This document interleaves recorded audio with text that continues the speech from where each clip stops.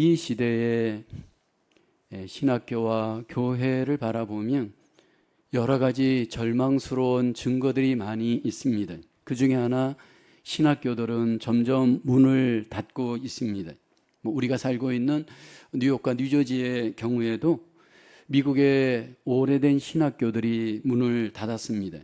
1882년도에 시작되었던 얼라이언스 데올로지컬 세미너리도 문을 닫았고, 1901년에 시작되었던 뉴욕 데올로지컬 세미너리, 뉴욕 세미너리도 문을 닫았습니다. 점점 신학교들이 문을 닫고 그 모든 것들을 점점 다운시켜가고 있습니다. 한국의 경우에도 점점 신학교와 신학대학원들 지원자가 줄어들고 있어서 어떤 경우에는 학교가 미달이 되어지기까지 합니다. 그 결과 점점 교회를 섬길 목회자들을 찾지 못하여 어려움을 겪고 있습니다. 이민교회의 경우에는 더 심각합니다. 특별히 한국어와 영어가 다 되는 일꾼들을 찾기가 굉장히 어려운 현재의 모습입니다. 왜 이렇게 점점 신학교의 지원자들이 줄어드는 것일까? 또 신학교를 지원했더라도 그 길을 가려고 하는 자들이 점점 줄어드는 것일까? 여러 가지 이유가 있지만 고난의 대가, 그 부담이 너무 크기 때문일 겁니다. 이것은 충분히 이해가 갑니다. 주의 일꾼들에게는 분명히 큰 고난이 있고 사역 속에 많은 갈등도 있고 많은 고민도 있습니다. 코로나 바이러스를 지나면서 교회가 직격탄을 받았고 신학교들이 직격탄을 받았습니다. 그로 인해서 많은 사역의 어려움, 현장의 어려움이 우리의 현실입니다. 2023년도 대표적인 미국의 리서치 기관인 조지 바나 리서치에서 이제 목회 사역을 그만두려고 하는 많은 목회자들을 주목하면서 왜 그렇게 사역을 그만두려고 하는가 이유를 조사한 설문지를 보았습니다. 그 첫 번째는 스트레스입니다. 사역에 엄청난 스트레스로 인해서 더 이상 사역하고 싶지 않다. 2위는 정서적 외로움과 고립된 느낌 때문입니다. 사역의 현장에서 너무 혼자서 힘들고 어렵다 보니까 사역을 계속할 수 없다. 세 번째는 교회 안에 여러 가지 분열 때문입니다. 특별히 정치적 이유 때문에 교회 안에 분열되어지는 그런 모습들이 교회 안에도 많이 있습니다. 네 번째는 가정사 때문입니다. 아이들의 자녀 문제, 아이들의 그 교육 문제, 또 경제적 어려움의 문제들이 사역자들로 하여금 사역을 계속하지 못하게 하는 이유들입니다. 미국의 교회나 신학교뿐만 아니라 사실 미국에 있는 한인 이민교회의 경우에는 더 심각합니다. 교회 성도들이 잘 모이질 않습니다. 대부분의 교회의 80% 이상이 100명 미만의 어려운 가운데 교회 유지가 어렵습니다. 또 교회 안에 일꾼들이 없습니다. 교회에 와서 예배는 좋아하지만 예배 이후에 교회를 섬기는 일꾼들이 부족하다 보니까 사역자들이 굉장히 어려움을 겪습니다. 재정적인 부족 때문입니다. 그로 인해서 많은 주의 일꾼들이 그 어려움, 그 고난 앞에 좌절하고 있고 사역을 지속하지 못하는 경우도 있습니다. 사실 이것은 평신도 일꾼들도 예외가 아닙니다. 점점 현재 많은 교회의 경우에 교회 예배는 좋지만 교회에 어떤 사역을 하거나 복음은 좋지만 복음의 어떤 일을 하는 것은 더 이상 그 안에 받아받지 않으려고 하는 그러한 모습들이 우리 가운데 있을 수 있습니다. 그리고 사역의 현장에 들어갔을 때 그 사역의 현장에서 겪는 많은 갈등, 관계 어려움, 여러 가지 힘듦 때문에 낙심하고 알게 모르게 스탑하려고 하는 그런 경우에 평신도 사역자들도 많습니다. 여러분, 사역의 현장, 믿음의 현장은 항상 정글처럼 끊임없는 어려움, 여러 가지 고난들이 우리를 기다리고 있습니다. 이미 이것은 성경 속에서도 예외가 아닙니다. 이미 바울 당시에 교회 안에서 일꾼들 가운데 말할 수 없는 어려움, 그래서 만족할 수 없는 그런 여건이 이미 그 당시에 있었습니다. 근데 여러분, 놀라운 것은 그 어려움을 극복하고 하나님의 일꾼으로, 새 언약의 일꾼으로 오늘 본문의 바울은 만족함을 고백을 합니다. 복음은 우리에게 새 언약이 되어지고 그 새 언약 복음 안에서 하나님이 우리를 구원하셨고 구원하신 것뿐만 아니라 우리를 주의 복음을 위해 새 언약을 위해서 일하도록 하나님은 일꾼으로 우리를 부르시기도 합니다. 구약의 옛 언약 율법의 그 일꾼들을 통해 하나님이 일하셨던 것 이상으로 복음 안에서 새 언약의 일꾼으로 우리를 부르시고 새 언약 복음을 위해 하나님의 나라를 위해서 하나님 우리를 일하게 하십니다. 우리는 복음 안에서 놀라운 구원의 은혜를 만족하고 감사합니다. 근데 여러분, 그것이 우리의 끝이 아니다라는 겁니다. 하나님은 구원의 놀라운 은혜의 만족을 뛰어넘어 누군가에게 필요한 그 복음을 위해 우리를 또 일꾼으로 초대하여 그 구원의 복음을 위해 일하게 하시고 또 그 복음 안에서 교회를 위해서 일하게 하십니다. 새 언약의 일꾼된 사도 바울은 새 언약의 일꾼으로서 하나님 앞에 만족하며 그 일을 승리했습니다. 새 언약의 일꾼으로 부름받은 저와 여러분들 속에 하나님이 만족으로 삼기를 원하는 몇 가지 뜻이 있습니다. 첫째로 새 언약의 일꾼 그리스도의 교회를 통한 만족을 구합니다. 본문 2절에 보면 너희는 우리의 편지라 우리의 마음에 썼고 무사람이 알고 읽는 바라. 여기 오늘 본문에서 바울은 고린도 교회를 향해서 너희는 우리의 편지다 고백을 합니다. 그리고 너희를 내 마음에 썼다라고 고백을 합니다. 교회를 바울은 자신을 통하여서 나타난 그리스도의 편지라고 고백을 합니다. 3절을 보게 되면 너희는 우리로 말미암아 나타난 그리스도의 편지니 이는 먹으로 쓴 것이 아니요 오직 살아계신 하나님의 영으로 쓴 것이며 또 돌판에 쓴 것이 아니요 오직 육의 마음판에 쓴 것이라 고백을 하고 있습니다. 하나님께서 예수 그리스도 안에서 자신을 분명히 구원받게 하시고 거기에 끝나지 않고 자신에게 나타나셔서 하나님의 교회를 통하여 하나님의 놀라운 은혜의 일들, 하나님의 놀라운 증거들이 나타나게 하셨음을 바울은 고백을 합니다. 새 언약의 일꾼으로서 지금 바울이 하나님이 나를 하나님의 일꾼으로 삼으신 증거는 바로 너희다, 교회다라고 고백을 합니다.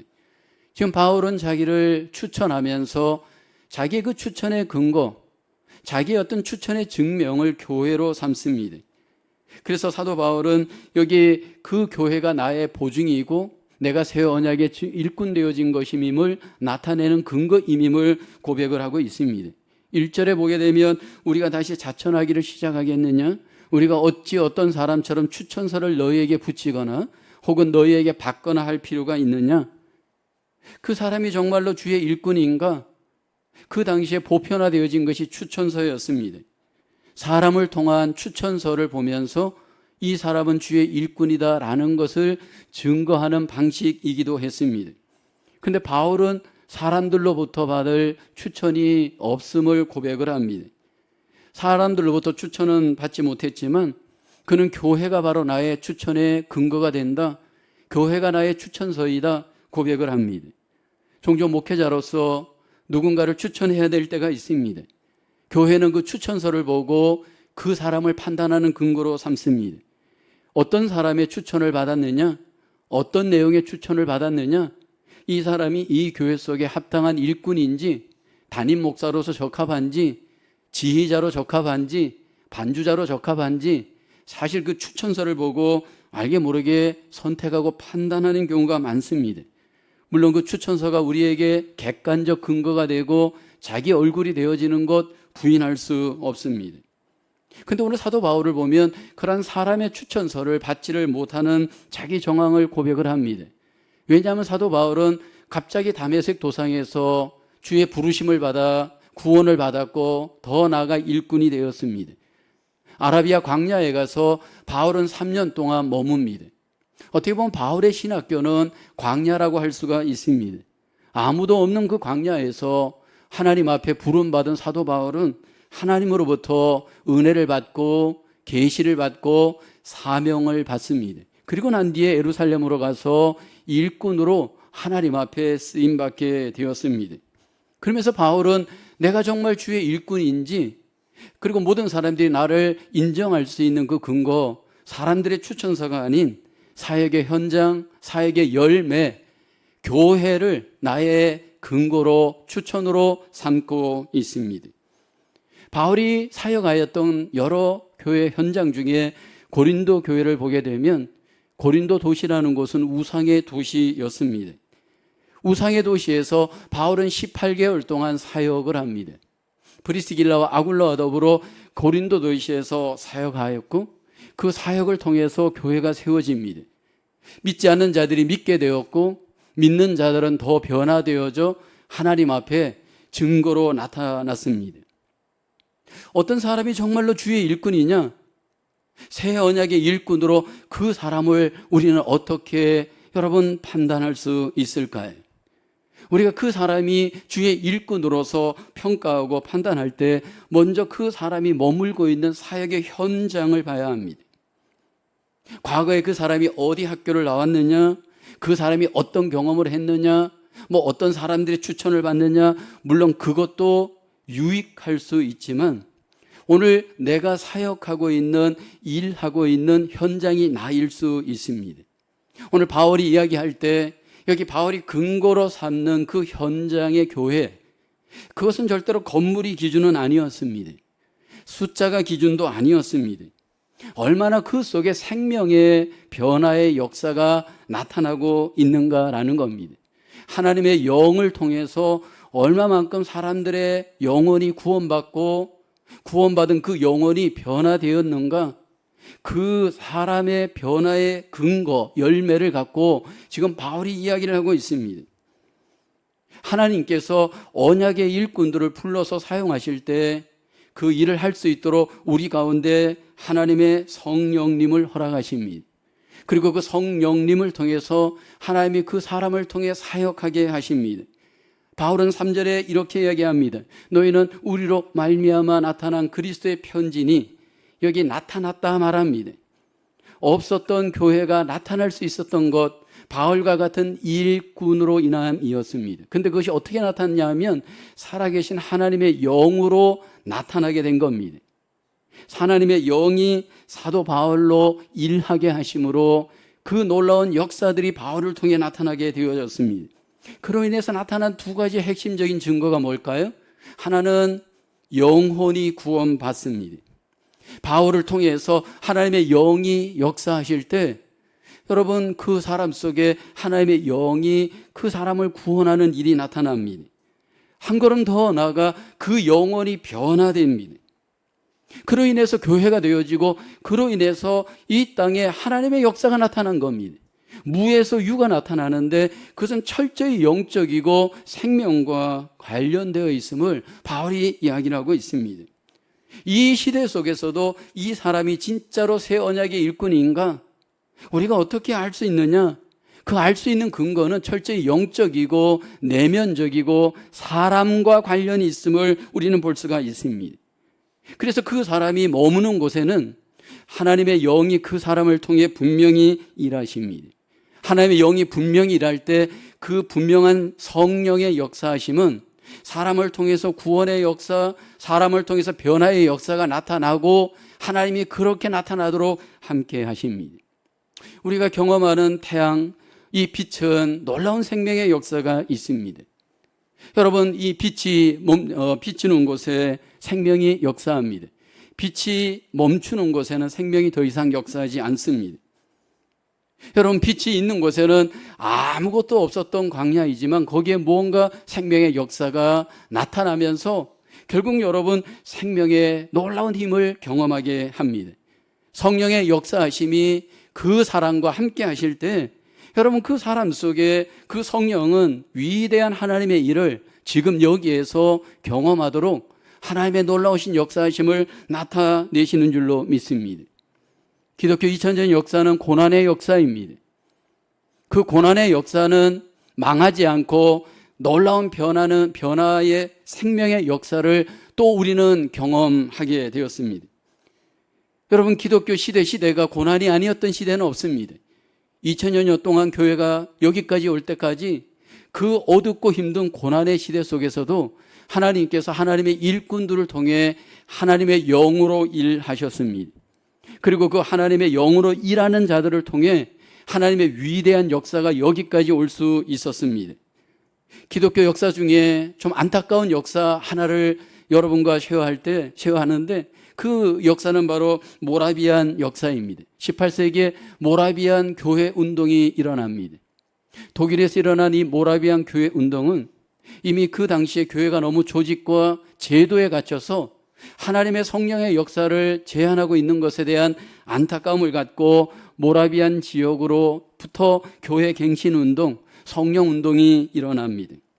기존의 어떤 교회와 좀 다른 모습으로 성령님의 인도를 구하면서 성령님의 체험을 통해서 하나님의 놀라운 구원의 역사와 변화의 역사를 경험합니다.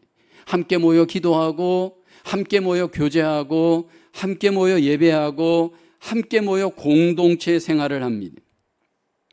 그리고 더 나아가 모라비안들을 통해서 선교가 위대하게 도전되기 시작합니다. 해외 선교가 이루어지면서 복음이 해외로 증거되어집니다. 그 어떤 시대보다도, 그 어떤 교회 운동보다도 이 모라비안 시대에 내적으로 외적으로 성령의 풍성한 역사가, 생명의 역사가 이 모라비안들과 함께 했습니다. 근데 여러분, 이 모라비안 운동은 결국 거기까지였습니다. 진젠도르프 백작이 죽고 난 뒤에 이 일을 계속할 수 있는 일꾼이 없었기 때문입니다. 그 일꾼들로 인해서 이 역사가 계속되었다면 아마 여러분 교회 역사에 굉장한 모먼트가 되지 않았을까 생각을 합니다. 하나님께서는 하나님의 영으로 하나님의 일꾼을 통해 일하십니다.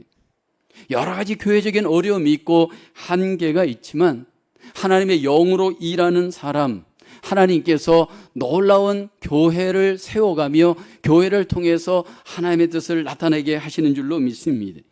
그래서 하나님의 영으로 일하는 사람은 본인이 먼저 영으로 구원받은 거듭난 분명한 경험이 있고요, 더 나아가 하나님의 영으로 말미암아 쓰임받는 놀라운 하나님의 일하심의 경험이 그 사람을 통해 나타납니다. 오늘 우리들 중에 하나님의 그 성령으로 말미암아 새 언약의 일꾼으로 부르신 그 부름의 자리에서 나를 통해 더욱 영으로서 하나님이 구원을 이루어 가시고 하나님이 교회를 세워 가시고 이 땅의 생명의 변화를 경험하게 하는 하나님의 도구로 우리는 부름을 받은 줄로 믿습니다. 저와 여러분 속에 더욱더 성령으로 말미암아 하나님의 교회를 통한 하나님의 놀라우신 은혜와 만족이 우리에게 경험되기를 주의 이름으로 축원합니다. 두 번째로 새 언약의 일꾼, 무슨 일이든지 오직 하나님으로만 만족합니다.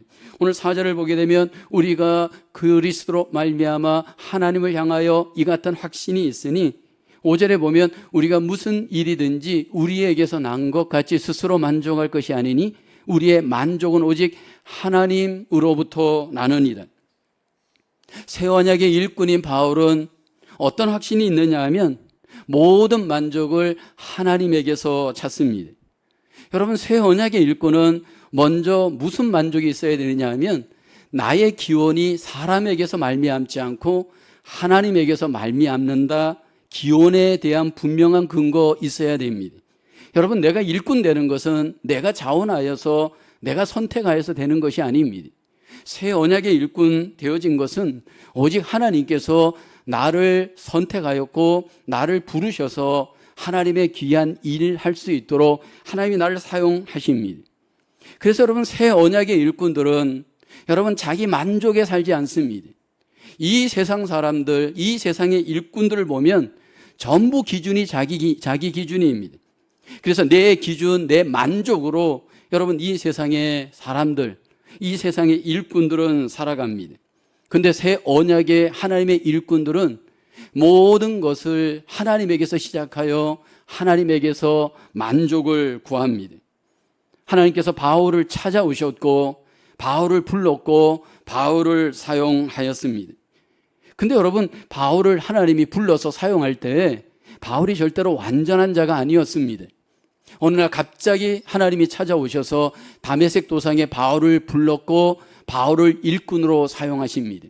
바울이 아라비아 강야에서 3년 동안 시간을 가졌는데 여러분, 그때에도 바울은 하나님의 일을 완벽하게 감당할 수 있는 그런 어떤 인격자는 아니었습니다. 그래서 바울은 일꾼이 되고 난 뒤에 하나님 안에서 자기 자신에 대한 고백을 이렇게 합니다. 나는 죄인 중에 괴수입니다 라고 고백을 합니다. 만약 자기 기준을 세상에 두었고 윤리와 도덕에 두었다면 여러분, 바울은 하나님의 일을 할 수 없습니다. 하나님이 졸지에 불러서 사용하셨기 때문에 자기 자신에 대해서는 철저하게 하나님의 기준으로 바라보면서 하나님 안에서만 그 모든 것들을 만족으로 삼았습니다. 그래서 오늘 본문 6절에 보면 바울은 다시 한번 고백을 하죠. 그가 또한 우리를 새 언약의 일꾼 되기에 만족하게 하셨으니 라고 고백을 합니다. 여러분, 구약의 옛 언약 그리고 신약의 복음의 새 언약, 바울은 지금 비교하여서 자기를 바라보고 있습니다. 옛 언약 율법은 오늘 본문에 보면 죽이는 것이라고 고백을 하고 있고요, 영은 살리는 것이다 바울은 고백을 하고 있습니다. 사실 구약의 옛 언약의 일꾼들을 바라보게 되어지면 물론 하나님의 일은 하지만 그 율법 자체가 우리에게 어떤 살리는 역사보다는 대부분 정죄하고 판단하고 대부분 우리 자신에게 있어서 그런 어떤 측면의 역사를 많이 합니다. 그런데 새 언약의 일꾼은 하나님이 우리를 부르셔서 살리는 일꾼으로, 살리는 사람으로 하나님이 삼았음을 바울은 감사히 여기고 만족으로 여기고 있습니다. 그래서 우리가 하나님 안에서 항상 바라봐야 될 것은 이 사람이 하나님의 영에 의해서 하나님이 부르신 하나님의 일꾼이냐 아니냐, 이것을 판단할 때 하나님이 분명히 함께하는 사람은요, 살리는 하나님의 놀라운 일들이 그 사람을 통해 나타납니다. 우리에게 직분을 통해 일하시고 우리를 통해서 하나님이 어떤 사명의 자리에 맡겨놨을 때 여러분, 그 사람을 통해 살아나는 일, 놀라운 하나님의 역사들이 하나님께서 영으로 복음으로 말미암아 일어나게 합니다. 그래서 바울을 보게 되어지면 항상 교회를 살리는 역할, 사람들을 살리는 역할로 하나님 앞에 그 자신을 헌신합니다. 골로새서 1장 28절에 보면 우리가 그를 전파하여 각 사람을 권하고 모든 지혜로 각 사람을 가르침은 각 사람을 그리스도 안에서 완전한 자로 세우려 함이니, 하나님의 만족, 오직 사람을 살리는 일, 거기에 바울은 만족을 두고 항상 하나님 앞에 살리는 일꾼으로 하나님 앞에 승리를 합니다. 여러분, 우리가 함께 새 언약의 일꾼으로서 하나님의 교회와 나라를 섬길 때 자기 만족에 근거한 교회 사역, 하나님의 일을 해서는 안 됩니다. 여러분, 자기 만족으로 하나님의 일을 하다 보면 결국 하나님의 만족을 얻을 수가 없습니다. 누가 하나님께 만족할 수 있는가? 누가 하나님 안에서 만족하는 그러한 믿음 생활을 할 수 있는가? 모든 것의 근거와 기준을 하나님에게서 찾고 그것을 결국 우리 속에 적용할 때 은혜 안에서 적용해야 합니다. 우리를 은혜로 구원하였고 은혜로 일꾼 삼은 줄로 믿습니다. 그래서 바울은 고백합니다. 고린도전서 15장 10절에 보면 그러나 내가 나 된 것은 하나님의 은혜로 된 것이니 내게 주신 그의 은혜가 헛되지 아니하여 내가 모든 사도보다 더 많이 수고하였으나 내가 한 것이 아니요 오직 나와 함께 하신 하나님의 은혜로라. 여러분, 새 언약은 살리는 하나님의 놀라운 영으로 우리 가운데 일을 통해 나타나게 하시는데 그 근거는 바로 철저히 하나님의 은혜로 하나님께서 우리 가운데 나타나십니다. 그래서 우리가 교회 사역을 할 때, 하나님의 일을 할 때 여러분, 만약 하나님의 그 은혜 안에서 하나님께 만족을 두는 자들은 덜 상처를 받습니다. 많은 경우에 교회 속에 사역을 하다가 나는 상처받았다라고 하시는 분들이 있습니다. 목회자이든 평신도 사역자이든 왜 이렇게 우리는 상처를 받는가? 여러분, 그 상처받는 가장 큰 이유 중에 하나는 누군가 나를 알아주지 않기 때문입니다. 누군가 나를 조금 더 칭찬해 주면 좋겠는데 칭찬도 해주지 않고 알아주지 않는 것 때문에 사람들에게서 만족을 구하다가 낭패를 당하는 경우가 많이 있잖아요. 여러분, 세상은 모든 것들이 자꾸 사람 만족을 구하는 인본주의적인 그 삶이 기준입니다. 그래서 칭찬은 고래도 춤추게 한다라고 하잖아요. 그래서 여러분, 아무리 그 큰 동물 고래일지라도 칭찬하게 되면 춤을 추듯이 많은 사람들이 칭찬에 웃고 울고 합니다. 복음의 삶은 웃고 우는 것이 하나님으로 말미암습니다. 사람에게 만족을 구하는 자들은 결국은 여러분 그 만족에 따라서 기대가 안 차면 안에 상처가 되어집니다. 내가 원하는 감정, 내가 원하는 소리, 내가 원하는 어떤 기준대로 그 속도가 못 따라오고 여러분 그 분량이 못 쫓아오면 내 안에 벌써 허하게 되어집니다. 여러분 그것은 결국 하나님의 일꾼으로서 결국은 끝까지 갈 수 없게끔 만드는 우리 안의 적입니다. 새 언약의 일꾼들은 어떤 경우라도 하나님으로 만족을 삼아야 합니다. 근데 여러분 우리가 또 기억해야 될 것은 그 새 언약의 일꾼들이 하나님으로 만족을 삼기 때문에 교회는 그러면 그 사람들을 인정하지 않고 칭찬도 하지 않고 그냥 내버려 두어야 하는가? 그렇지 않습니다. 바울은 교회를 향해서 하나님을 위해 수고하는 하나님의 언약의 일꾼들을 향해서 칭찬하라, 인정하라 분명히 얘기합니다. 고린도전서 16장 17, 18절을 보게 되면 내가 스데바나와 브드나도와 아가이고가 온 것을 기뻐하노니 그들이 너희의 부족한 것을 채웠습니다. 그들이 나와 너희 마음을 시원하게 하였으니 그러므로 너희는 이런 사람들을 알아주라. 근데 여러분 내가 원하는 만족이 아니고 그 교회 속에서 이런 어떤 인정이 우리 속에 나와 관계없이 오는 것은 참 좋은 일입니다. 근데 이것을 인정을 구하고 만족을 구하면서 이것을 우리에게서 찾는 것은 하나님은 우리에게 원하지 않습니다. 그래서 우리가 교회 속에서 항상 수고하고 헌신하는 분들을 알아주고 인정해주고 격려하는 것은 우리에게 필요합니다. 그러나 내 자신에게서 그걸 찾는 것은 우리는 버려야 합니다. 궁극적으로 하나님이 주시는 그 만족, 그것을 구하면서 갈 때 하나님이 궁극적으로 우리에게 주시는 만족이 있다면 하나님의 상입니다. 새 언약의 일꾼들에게 하나님께서 궁극적으로 상을 통해 우리에게 만족을 주십니다. 하나님이 지금 여기에서도 우리에게 분명히 위로를 해 주십니다. 고난 가운데서도 위로해 주십니다. 고린도후서 1장 5절에 보면 바울은 그런 고백하잖아요. 그리스도의 고난이 우리에게 넘친 것 같이 우리가 받는 위로도 그리스도로 말미암아 넘치는도다. 분명히 하나님의 일꾼들이 고난을 받지만 하나님께서 그 고난 속에서도 위로해 주는 만족이 분명히 있습니다. 그런데 여러분 궁극적으로 하나님이 하나님의 언약의 일꾼들을 상으로서 만족해 하십니다. 그래서 주님이 이 땅에 오셨을 때 이 땅에 있는 우리를 향해서 강조했던 것 중에 하나가 하나님의 상입니다. 마태복음 6장 1절에 보면 사람에게 보이려고 그들 앞에서 너희 의를 행하지 않도록 주의하라. 그리하지 아니하면 하늘에 계신 너희 아버지께 상을 받지 못하느니라. 여러분 종교와 기독교 즉 믿음의 차이점은 바로 여기에 있습니다. 이 종교는 전부 두잉을 통해서 이 땅에서 무언가 자꾸 보상을 기대합니다. 근데 여러분 믿음은 그렇지 않습니다. 하나님과 우리와의 관계는 철저하게 하나님의 상을 바라면서 이 땅에서 우리는 모든 일을 행합니다. 그래서 우리가 사람을 만족시키려고 하는 모든 교회 안에 우리의 봉사, 우리의 믿음 생활은 결국 여러분 하나님의 상을 받을 수가 없습니다.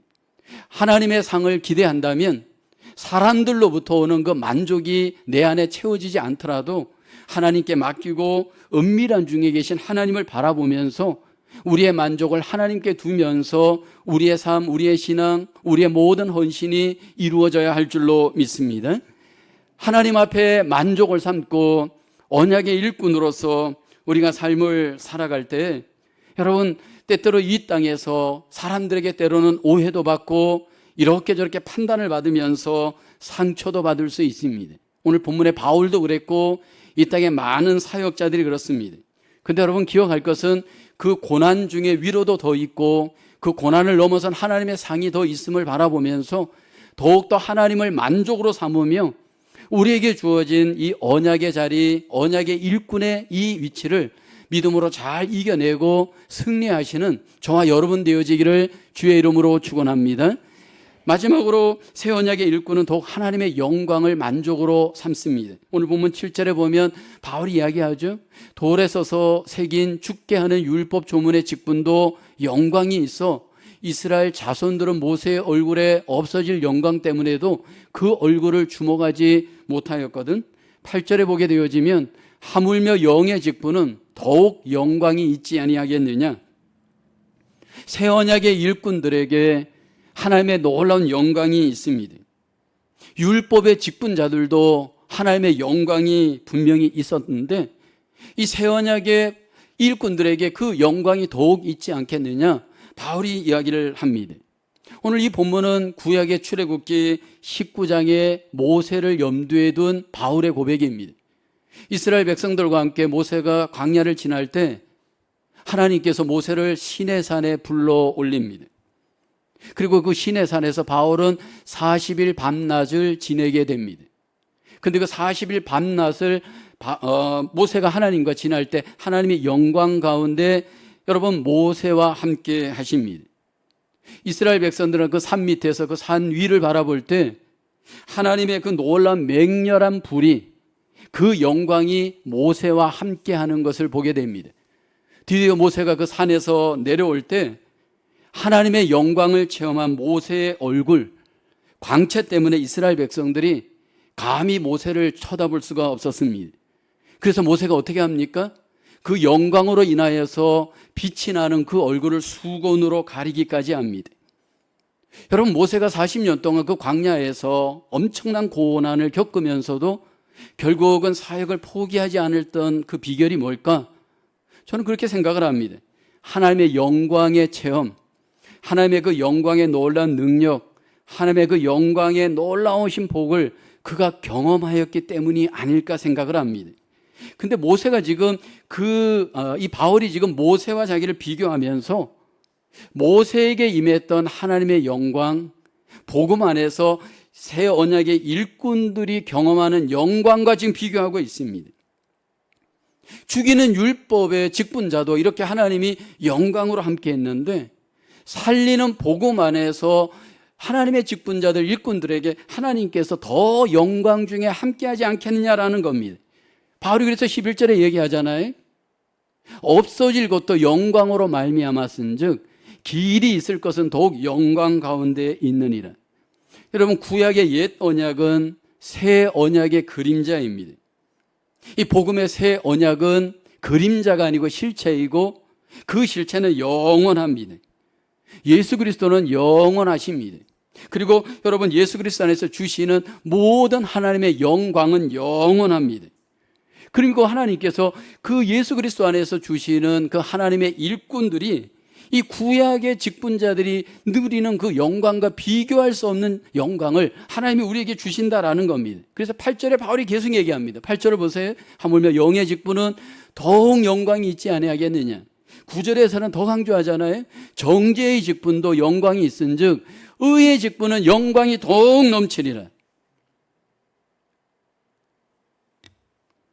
바울이 누리는 이 영광은, 새 언약의 일꾼들이 누리는 영광은 미래의 영광이 아닙니다. 이것은 지금의 영광입니다. 마치 모세에게 지금 하나님의 영광 중에 임재하듯이 하나님이 지금 여기에서 새 언약의 일꾼들에게 하나님이 영광을 보고 경험할 수 있도록 하나님이 일하시는 줄로 믿습니다. 사실 여러분, 목회의 길은 엄청난 고난의 길인 것이 분명합니다. 저는 제가 28살 때 이제 신학교를 들어가서 목회의 길을 갈 때 가장 멘토로 삼았던 분이 고향교회 목사님이십니다. 근데 그분을 보면 항상 그 모습이 고난의 모습입니다. 교회 안에서 그분의 모습을 보게 되면 항상 고난받는 곳에 그분이 계셨습니다. 어느 날은 보면 그 교회 지붕에 올라가셔서 모든 슬랫들을 다 긁어내고 페인트를 칠합니다. 며칠간 그 떼약볕 속에서 그를 칠하는 모습을 보면 왜 저 일을 목사님이 하시지?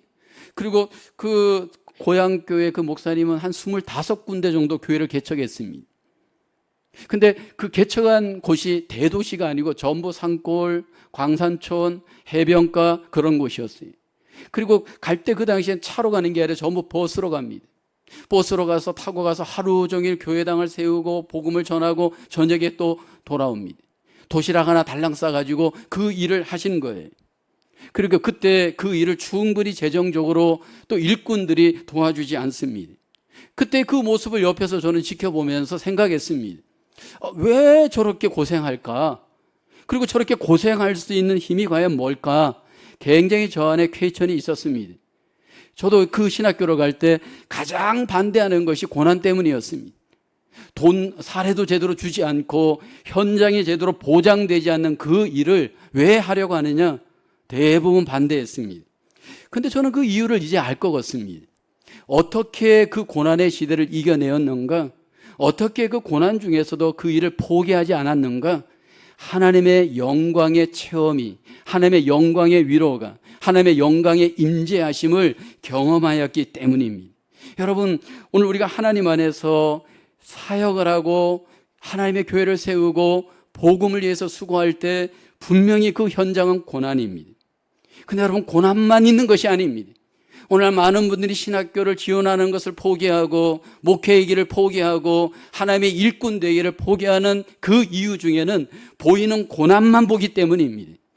여러분, 그 보이는 고난을 넘어선 하나님의 놀라운 영광이 하나님의 일과 함께하고 있고 하나님의 일꾼들과 함께하고 있음을 다시 한번 믿음으로 바라볼 수 있기를 주의 이름으로 축원합니다. 그리고 여러분, 그 하나님이 주신 그 일꾼의 자리를 여러분 무시하지 않길 원합니다. 그리고 그것을 포기하지 않길 원합니다. 어떤 분들은 하나님의 교회 속에 하나님의 나라를 위해서 받은 그 직분, 그 일에 대해서 너무 경홀하게 소홀하게 여기는 분들이 있습니다. 아, 이 직분이 뭐 필요가 있어? 정말 그럴까요? 하나님께서 이유 없이 나에게 그 직분을 주셨을까요? 하나님의 일을 할 때 그 일꾼으로서 그 자리가 우연히 나에게 온 것일까요? 하나님께서 분명히 선한 뜻과 목적 가운데 우리를 부르시고 하나님이 그 직분을 주시고 그 일을 할 수 있도록 일꾼으로 우리를 삼아 주신 줄로 믿습니다. 지금 여기에서도 하나님은 일하십니다. 하나님께서 영광 중에 그 일꾼들과 함께 하심으로 하나님의 일을 이 땅 가운데 일하시는 줄로 믿으시기를 축원합니다. 저도 30여 년 동안 담임 목회 속에서 경험하는 것은 고난도 있고 위기도 있지만 그 고난을 넘어선 하나님의 영광, 위기를 넘어선 하나님의 영광이 있었기에 하나님의 놀라우신 그 은혜, 하나님의 놀라우신 그 일을 감당할 수 있는 그러한 사역이 가능했던 것 같습니다. 오늘도 하나님은 우리를 통해서 하나님의 위대한 일을 영광 중에 나타내시고 일하는 줄로 믿습니다. 우리가 그곳에 있을 때 거기에 귀신이 떠나고 우리가 그곳에 있을 때 거기에 구원을 받고 거기에 제자가 세워지고 거기에 하나님의 나라가 이루어지는 놀라운 역사를 하나님의 영광 가운데 이루어 가시는 줄로 믿으시기를 주의 이름으로 축원합니다. 새 언약의 시대를 살아가고 있는 우리, 새 언약은 우리에게 구원의 은혜를 베풀어 주었습니다. 복음은 우리를 하나님의 자녀로 우리를 삼으시고 우리를 하나님의 일꾼으로 삼는 놀라운 은혜도 우리에게 주셨습니다. 구원받은 은혜에만 만족하지 마시고 구원받은 은혜 가운데 부르신 주의 일을 위해 부른 그 하나님의 일꾼으로서의 자리도 감사하며 소중히 여기며 하나님 앞에 살아가는 저와 여러분 되어야 할 줄로 믿습니다. 오늘도 남은 생에도 우리 모두의 삶 속에 새 언약의 일꾼으로서 하나님 앞에 승리하며 하나님의 영광의 도구로 하나님 앞에 드려지기를 주님의 이름으로 축원합니다. 기도하겠습니다. 은혜가 풍성하신 하나님, 많고 많은 사람 중에 우리를 선택하셔서 하나님의 자녀로 구원하여 주시고 또한 우리를 부르셔서 하나님의 일꾼으로 하나님과 동역하며 하나님의 교회와 나라를 세워가게 하심을 감사합니다. 하나님, 우리가 이 땅에서 남은 생에 살아갈 때 하나님께 쓰임받는 주님의 귀한 일꾼으로서 하나님께 만족을 두고 하나님의 교회를 이 땅에 세워가며 하나님의 나라를 이 땅에 이루어가며 하나님 앞에 영광을 돌리는 하나님의 거룩한 주의 일꾼들로 승리하게 도와주시옵소서. 오늘도 남은 생에도 하나님의 일꾼을 통해서 더욱더 이 땅에 교회가 세워지고 하나님의 나라가 이루어지며 하나님의 뜻이 이루어지길 소망합니다. 하나님, 우리를 도구로 사용하여 주시옵소서. 모든 영광을 주께 올리오며 감사하옵고 우리 주 예수 그리스도 이름으로 기도하옵나이다. 아멘.